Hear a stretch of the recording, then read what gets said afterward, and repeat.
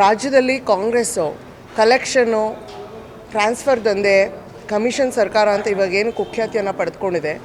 ಈಗ KPSC 2016ರಲ್ಲಿ junior engineer ಪರೀಕ್ಷೆ ಏನು ನಡೆಸಿತ್ತು, ಅದಕ್ಕೆ ಆ ಒಂದು ಸದರಿ ಪರೀಕ್ಷೆಗೆ 2018ರಲ್ಲಿ ಹೆಚ್ಚುವರಿ ಸೀಟ್ಗಳನ್ನ, ಹೆಚ್ಚುವರಿ ಅಭ್ಯರ್ಥಿಗಳನ್ನ ಏನು ನೇಮಕಾತಿ ಮಾಡಿತ್ತು, ಈಗ ಒಂದು ಕಡತ ಏನಿದೆ, ನೇಮಕಾತಿಯಾಗಿದ್ದಂತಹ ಆ ಒಂದು ಹೆಸರಿದ್ದಂತಹ ಒಂದು ಲಿಸ್ಟ್ ಇದ್ದಂತಹ ಒಂದು ಕಡತನೇ ಕೂಡ ನಾಪತ್ತೆ ಆಗೋಗ್ಬಿಟ್ಟಿದೆ.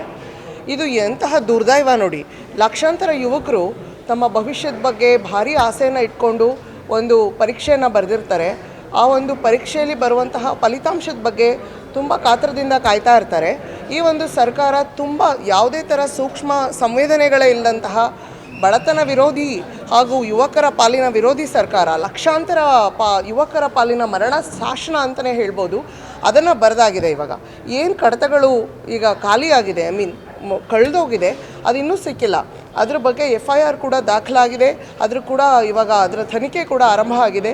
ಏನಾಯಿತು ಕಡತ ಅನ್ನೋದು ಇದು ಬೆಳಕಿಗೆ ಬಂದಿದ್ದು ಯಾವಾಗ ಅಂದರೆ 2016ರಲ್ಲಿ ಏನು ಅಭ್ಯರ್ಥಿಗಳು ಎಕ್ಸಾಮ್ ಬರೆದು ಸೆಲೆಕ್ಟ್ ಆಗಿದ್ದರು, ಅವರಿಗೆ ಹೆಚ್ಚುವರಿ ಅಭ್ಯರ್ಥಿಗಳನ್ನ 2018ರಲ್ಲಿ ನೇಮಕಾತಿ ಮಾಡಿತ್ತು.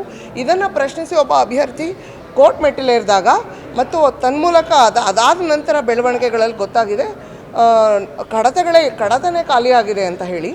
ಈ ದಂಧೆಯನ್ನು ಎಸೆದವರು, ಈ ಒಂದು ಏನು KPSC ದಂಧೆ ಇದೆಯಲ್ಲ, ಇದನ್ನು ಮಾಡಿದಂತಹ ಅಭ್ಯರ್ಥಿಗಳು ಇದನ್ನು ತಪ್ಪಿಸ್ಕೊಳ್ಳೋದಕ್ಕೋಸ್ಕರ ಕಡತನೇ ಕೂಡ ಕಾಣೆ ಆಗಿರೋದು ದುರ್ದೈವವಾದಂತಹ ಸಂಗತಿ. ಈಗ ನಮ್ಮ ದೇಶ ಯುವಕರ ರಾಷ್ಟ್ರ. ಈಗ ಮೋದಿಯವರು ತುಂಬ ಭಾರಿ ಯುವಕರ ಭವಿಷ್ಯವನ್ನು ನಿರ್ಮಾಣ ಮಾಡಲಿಕ್ಕೋಸ್ಕರ ಯುವಕರನ್ನು ಹೆಚ್ಚು ಅವರಿಗೆ ಉದ್ಯೋಗಾವಕಾಶಗಳನ್ನ ಕಲ್ಪಿಸೋಕ್ಕೋಸ್ಕರ ಮಾಡ್ತಿರುವಂತಹ ಒಂದು ಕಾರ್ಯಕ್ರಮಗಳಿರ್ಬೋದು, ಸಾಧನೆಗಳಿರ್ಬೋದು. ನಮ್ಮ ಯುವಕರ ರಾಷ್ಟ್ರವು, ನಮ್ಮ ಯುವಕರೇ ನಮ್ಮ ಶಕ್ತಿ, ಅವರೇ ನಮ್ಮ ಸಂಪತ್ತು, ಅವರನ್ನ ಸರಿಯಾದ ರೀತಿಯಲ್ಲಿ ವಿನಿಯೋಗಿಸ್ಕೊಳ್ಬೇಕು ಅಂತ ಮಾಡಿರುವಂತಹ ಒಂದು ಕಾರ್ಯಕ್ರಮಗಳ ನಡುವೆ ಈ ಒಂದು ರಾಜ್ಯ ಸರ್ಕಾರ ಯಾವುದೇ ಥರ ಸೂಕ್ಷ್ಮ ಸಂವೇದನೆಗಳಿಲ್ಲದೆ ಯುವಕರ ಪಾಲಿಗೆ ಒಂದು ರೀತಿಯ ವಿಲ್ಲನ್ನಾಗಿ ವರ್ತಿಸ್ತಾ ಇರೋದು ಖಂಡನೀಯ. ಸ್ಲೀಪಿಂಗ್ ಸರ್ಕಾರ ಅಂತಲೇ ಹೇಳ್ಬೋದು. ಇಷ್ಟು ದಿನ ಕಲೆಕ್ಷನ್ ಮಾಡ್ತಾ, ಟ್ರಾನ್ಸ್ಫರ್ ದಂಧೆಗಳನ್ನ ಮಾಡ್ತಾ, ಕಮಿಷನ್ ತಗೊಳ್ತಾ ಇದ್ದಂತಹ ಸರ್ಕಾರ ಇವಾಗ ವಿದ್ಯಾರ್ಥಿಗಳ ಪಾಲಿಗೂ ಕೂಡ ಒಂಥರ ಮರಣ ಶಾಸನವನ್ನು ಬರೆಯೋ ರೀತಿಯಲ್ಲಿ ಈ KPSC ಅಕ್ರಮ ದಂಧೆಯನ್ನು ಎಸಗಿರೋದು ಬೆಳಕಿಗೆ ಬಂದಿದೆ. ಇದನ್ನು ನಾವು ಖಂಡಿಸ್ತೀವಿ. ಲಕ್ಷಾಂತರ ಯುವಕರ ಅವರ ಪರವಾಗಿ ನಾವು ಇದನ್ನು ಖಂಡನೆಯನ್ನು ಮಾಡ್ತೇವೆ. ಕಾಂಗ್ರೆಸ್ ಪಕ್ಷದಲ್ಲಿರುವ ಕೆಲವು ಮಹಿಳಾ ಮಣಿಗಳು ಫೇಸ್ಬುಕ್ ಲೈವ್ ಮಾಡ್ತಾಯಿದ್ರು. KPSCಯಲ್ಲಿ ಆಗ್ತಾ ಇರುವಂತಹ ದಂಧೆಗಳನ್ನ ಬೀದಿಗೆಳಿತೀವಿ, ಜನರಿಗೆ, ವಿದ್ಯಾರ್ಥಿಗಳಿಗೆ ನಾವು ನ್ಯಾಯವನ್ನು ಒದಗಿಸ್ಕೊಡ್ತೀವಿ ಅಂತ. ಈಗ ಅವರೆಲ್ಲ ಎಲ್ಲಿದ್ದಾರೋ ಗೊತ್ತಿಲ್ಲ. ಈಗ ಅವರು ಕೂಡ ಇದನ್ನು ತೆಗೆದುಕೊಳ್ಬೇಕು, ಗಣನೆಗೆ ತೆಗೆದುಕೊಳ್ಬೇಕು. ಈಗಾಗಿರುವಂತಹ ಒಂದು ವಿಚಾರ ಏನಿದೆ, ಆ ಕಡತ ನಾಪತ್ತೆಯ ಬಗ್ಗೆ ಅವರು ಕೂಡ ಬಂದು ಆಚೆ ಕಡೆ ಮಾತಾಡಬೇಕು, ವಿದ್ಯಾರ್ಥಿಗಳಿಗೆ ನ್ಯಾಯವನ್ನು ದೊರಕಿಸ್ಕೊಡ್ಬೇಕು. ನಿದ್ರೆ ಮಾಡ್ತಿರುವಂಥ ಸರ್ಕಾರ ಎಚ್ಚೆತ್ತು ವಿದ್ಯಾರ್ಥಿಗಳ ಪರವಾಗಿ ನಿಲ್ಲಿಲ್ಲ ಅಂದರೆ ನಾವು ಅತ್ಯುಗ್ರವಾದಂತಹ ಹೋರಾಟವನ್ನು ನಡೆಸ್ತೇವೆ. ವಿದ್ಯಾರ್ಥಿಗಳ ಪರವಾಗಿ ಇದ್ದೇವೆ. ಮೋದಿಯವರ ಕನಸು ನನಸಾಗಬೇಕು. ನಮ್ಮ ಯುವ ರಾಷ್ಟ್ರದಲ್ಲಿ ಯುವಕರಿಗೆ ಹೆಚ್ಚು ಉದ್ಯೋಗಾವಕಾಶಗಳನ್ನ ಕಲ್ಪಿಸಬೇಕು. ಹೆಚ್ಚು ಸ್ಪರ್ಧಾತ್ಮಕ ಪರೀಕ್ಷೆಗಳಲ್ಲಿ ಅವರನ್ನು ತೆಗೆದುಕೊಳ್ಬೇಕು. ತನ್ಮೂಲಕ ಬಡತನದ ಒಂದು ರೇಖೆಗಿಂತ ಬಡತನದ ರೇಖೆಯಲ್ಲಿರುವಂತಹ ಜನರನ್ನು ಮೇಲೆತ್ತಬೇಕು ಅನ್ನುವಂತಹ ಇವಾಗೇನು 15 ಕೋಟಿ ಜನರನ್ನು ನಾವು ಮೇಲೆತ್ತಿದ್ದೇವೆ.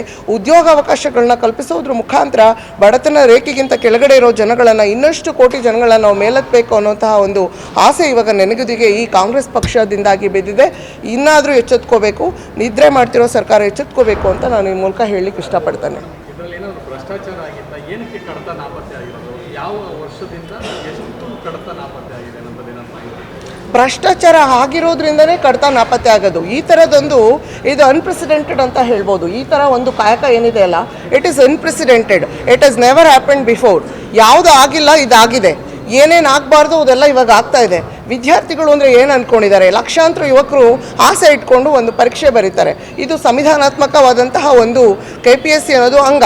ಆ ಒಂದು ಪರೀಕ್ಷೆಯಲ್ಲೇ ಈ ಥರ ಅಕ್ರಮವನ್ನು ಎಸಗಿದ್ರೆ ಅವರು ಏನನ್ನು ನಂಬ್ಕೊಂಡು ಬದುಕಬೇಕು? ಅದು ನಾವು ಹೇಳ್ತಾ ಇರೋವಂಥ ವಿಚಾರ.